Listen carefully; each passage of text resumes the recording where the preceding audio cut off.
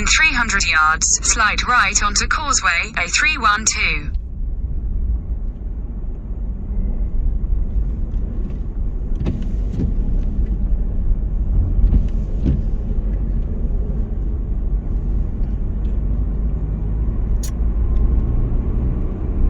Take the next right onto Causeway, A312.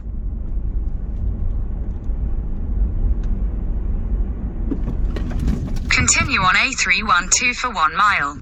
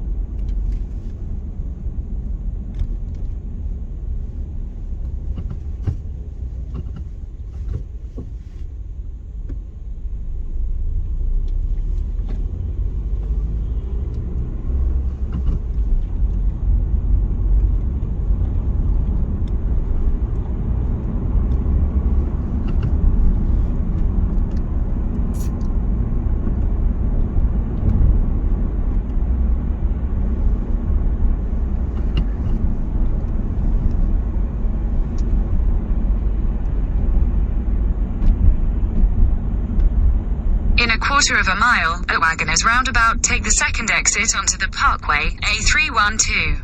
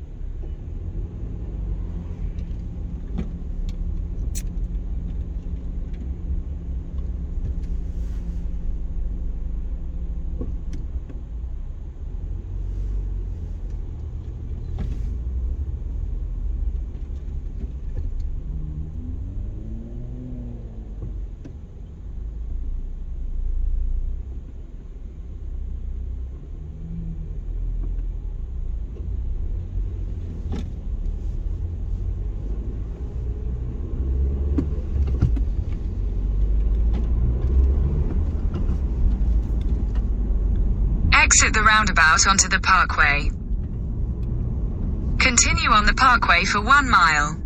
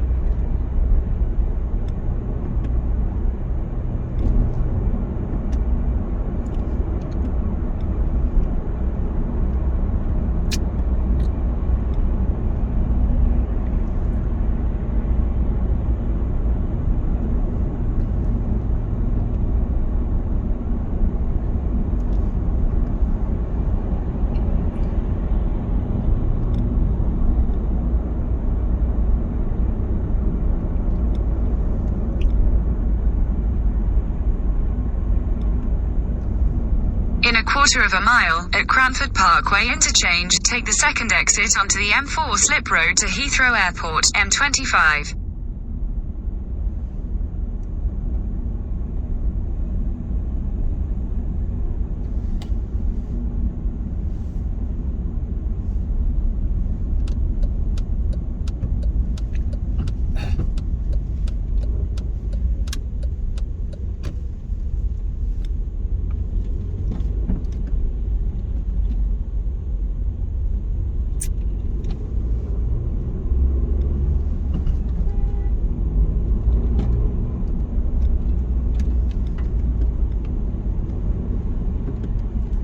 Exit the roundabout onto the slip road. In a quarter of a mile, merge onto M4.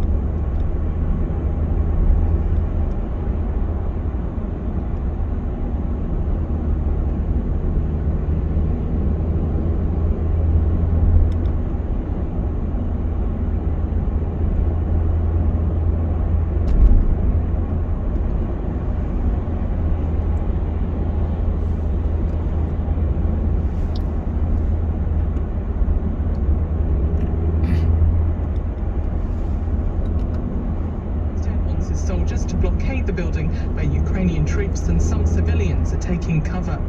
LBC weather, dry for many tonight, some patchy light rain in parts of England, a low of 2 degrees. LBC, our pledge is to put more money in the public's pocket.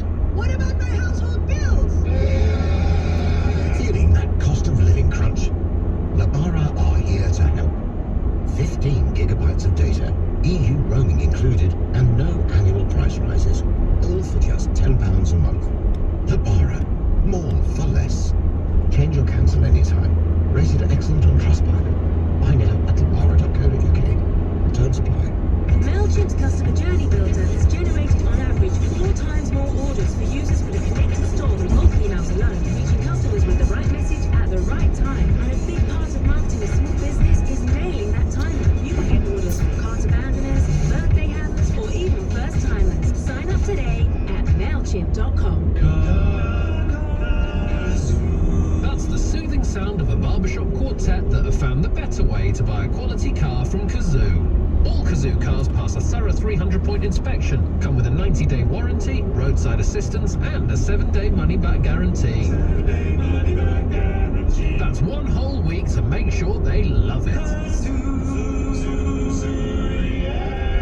Couldn't you buy a quality car that's guaranteed to leave you happy? Kazoo, yeah you can. Put a smile on someone's face with Zing Flowers. A little gesture that makes a big difference. ZingFlowers.com. Amazing every time.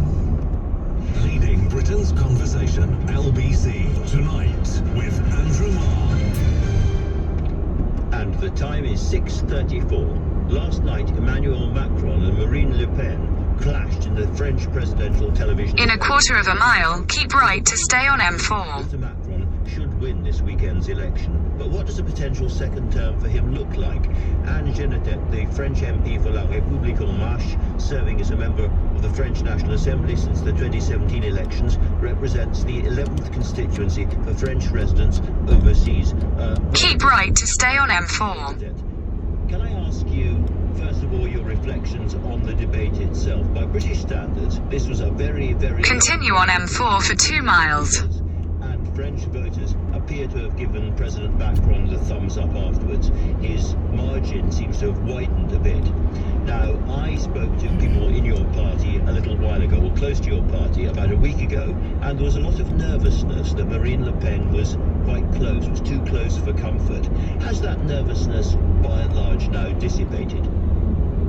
I'm not looking into this like that. I'm not talking about any possibility of winning. That's not the problem. We were facing yesterday in the debate 2 opposing visions of the future of France. Very opposing visions. And this was very important to show to all our French electors how much different Mr. Macron on the one hand and Mrs. Le Pen on the other hand are completely opposed in terms of vision, of program, of projects that they have for France. And I think this was a success of this debate. Quite long because there were many subjects to be addressed. Quite long, but no nervousty. No, I don't think that's the question now. It is as any game in any, sports game. The winner is seen at the end of the game, not now. Right, well, let's look a little bit at that vision of President Macron's. Should he win then his second term? It's been a very long time since a candidate won a second term in your country. This would be a big moment for France. And President Macron has made it clear that he has a pretty ambitious vision, not just for France, but for the EU generally. Can I ask you to explain a little bit about that? Yes, because the vision of Mr. Macron is that France has to be very strong. If France hopes to remain quite powerful, but France alone is a very small country, So France alone is not enough. You need to exist within the European Union entity. And the European Union has to be stronger. And the interesting thing is that thanks to his leadership... In a quarter of a mile, keep right to stay on M4. The European Union moving from a technocratic and economic entity moved to a more political entity. And we have seen that through the purchase of vaccine. We have seen that through the laws that we got all together, the 27 members together. Keep right to stay on M4. We have seen this through the defense project that our president is strongly supporting for the past 4 years now. So we need a very strong Europe. Why? Because we have on the one hand the United States of America, which is one of our allies, but we should not rely only and always on the United States. And on the other hand, we have China. So Europe as an entity, as a geopolitical entity, as an economic entity, as a cultural entity, is strong enough to have its own existence and sovereignty within between these two powers.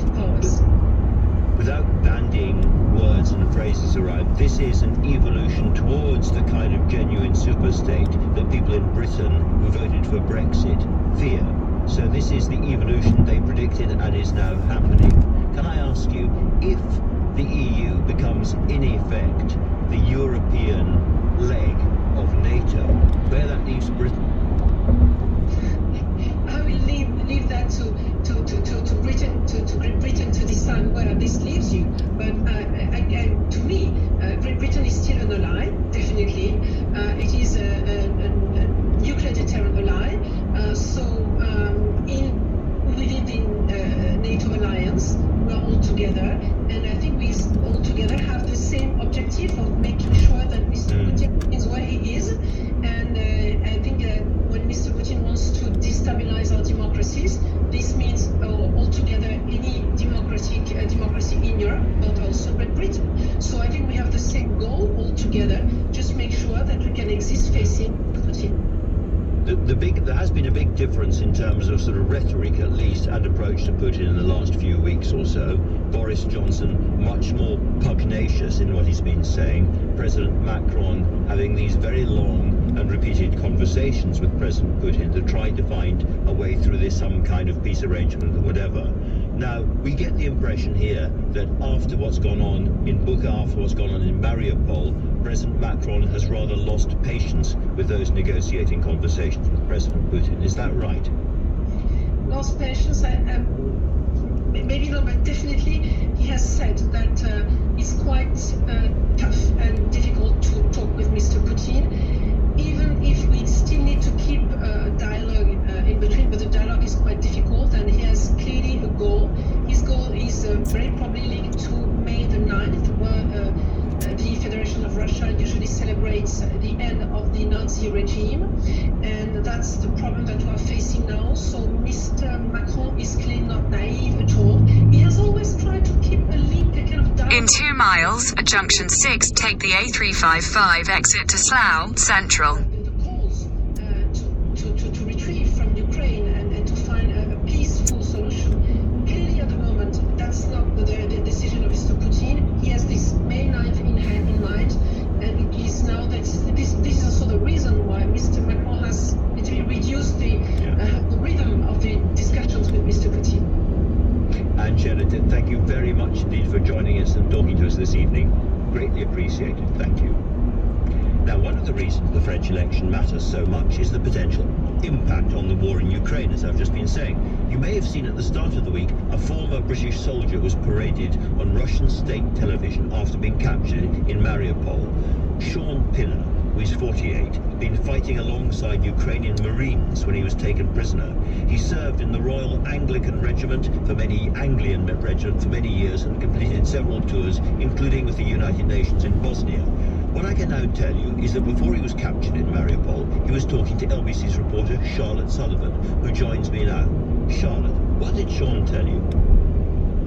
Well, as you said, I was in contact with Sean just before the invasion began, and one of the things he did say was that invasion, or the threat of invasion, was nothing new for them in Ukraine. And at that time, he said life around him, around the front line where he was carrying on as normal as possible. But the one thing they didn't want was for Russia to invade. Now, Sean had been living in Ukraine for the last few years. He's married to a Ukrainian woman, and he does very much consider it to be, his second home. He's referred to it before as his adopted country, and I suppose it's one of the reasons why he joins the Ukrainian army, having served here in the UK in the British army, and moving there was, a decision he decided to make.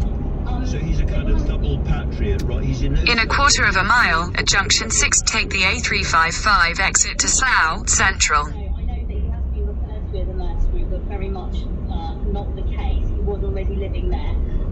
I spoke to him a bit about the Ukrainian army, and he said, he felt that they were prepared, but when it came to equipment, he said in his words, they were in bad shape. He said, exit at junction 6. Kind of whip around to try and get better weapons and equipment, but it often came down to what was given and donated to them, so they ended up with, In a quarter of a mile, at the roundabout, take the 3rd exit onto Tons Lane, A355. Living in the trenches, he said, was hell, particularly in those bitterly cold winter months that they do have in Ukraine. But one thing that really stood out to me in his messages was he spoke about a real sense of togetherness. He said they were all in this together, this message, as he said, they were fighting for their homes, for their land, for their city, for their town, and they would hold out for as long as they could. Yeah. Now, I can vividly remember the Foreign Secretary, Liz Truss, saying at the beginning of the invasion that she would support British citizens who took up arms on behalf of Ukraine. What have the Foreign Office said that you know about Sean's situation? Well, the Foreign Office say they condemn the exploitation of prisoners of war for political purposes, and they say that they have been supporting Sean's family, and there's another British citizen that's also been captured by Russian forces. There is, yes. They say they're supporting his family as well. But as you say, what Liz Truss said back in February, although it was later condemned by the Defence Secretary Ben Wallace, Exit the roundabout onto Tons Lane.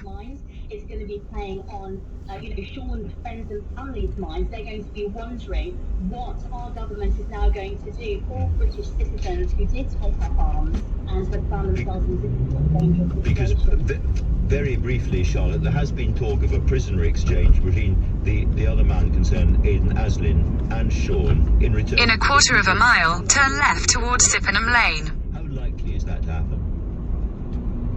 Well, we haven't heard any updates at all about that, but as you did say, that in the footage that was released earlier this week, we did see both men speaking directly to Boris Johnson. They were asking for this exchange. I suppose everybody will be waiting now to see if that does come to anything. We'll keep our toes and fingers crossed, Charlotte. Thank you very much. I'm joined now by one of Sean Pinner's friends and a fellow former soldier who served alongside him. He's concerned about his friend's safety, of course, and he doesn't want to give any ammunition to the people holding him. So we have agreed... Turn left towards Sippenham Lane. We're going to call him Dave. Dave, welcome. Hello, Andrew. How are you?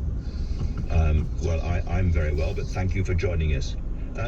Before we start on anything else, just tell us a little bit about the Sean that you know as a comrade. What kind of man he has been? Well, he's a professional gentleman, professional soldier. I served along in the Royal Anglian Regiment with Sean for a number of years. Paid great attention to detail in everything he done. And when he left the British Army, and then he moved on and married his now wife and then joined the Ukrainian army, I would imagine that everything that he's done, and having had conversations and text conversations with him, his attitude to the work and the country now... Continue for 1.5 miles. The British Armed Forces. So a good guy, in your view, clearly doing this for the right reasons. How did you feel when you saw him earlier this week being paraded on Russian television? Gutted, and that's the whole sort of veteran community from our regiment. There's a lot of concern amongst us, which would undoubtedly that will heighten mental health amongst people. It will cause a trauma for some people as well, because of the situation that Sean is in. He, being that well-respected person, it's just a terrible shame, and he's being used as a propaganda, a pawn in a battle at the moment, we feel. So what do you and the fellow Royal Anglians think about the government's attitude to this? Are you calling on them to do more, and if so, what? Yeah, definitely, and it all started from when the media, the press started, I suppose, displaying and portraying Sean as a mercenary, which he clearly is not. That causes concern straight away, because that incorrect reporting of Sean and what job he does puts him at risk. He is a POW. There's a death penalty for mercenaries captured in Russia. There we go. It puts him at higher risk. He is a POW. He comes under the Geneva Convention. What that is at this current state within the Russia, we don't really know, but he's already being displayed, and it's upset a lot of people, and directly it's upset his family and the extended family, I imagine, as well. Absolutely, of course it has. Our thoughts and prayers are with Sean. Thank you very much indeed for joining us, much appreciated.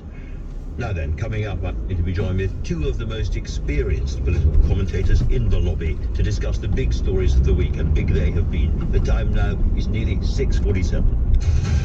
Coming up at 7, Ian Dale leading Britain's conversation. Next on LBC.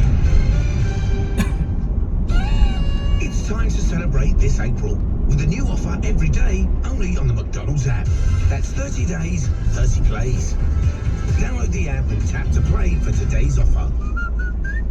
Offers a chance-based selection or pre-selected by us. Each offer ends at 11:59 p.m. 18 plus, participating restaurants only. T's and C's apply. See website. At PensionBee, we're building a pension company you can believe in. Be pension confident. Join at pensionbee.com. Capital at risk, authorised and regulated by the Financial Conduct Authority.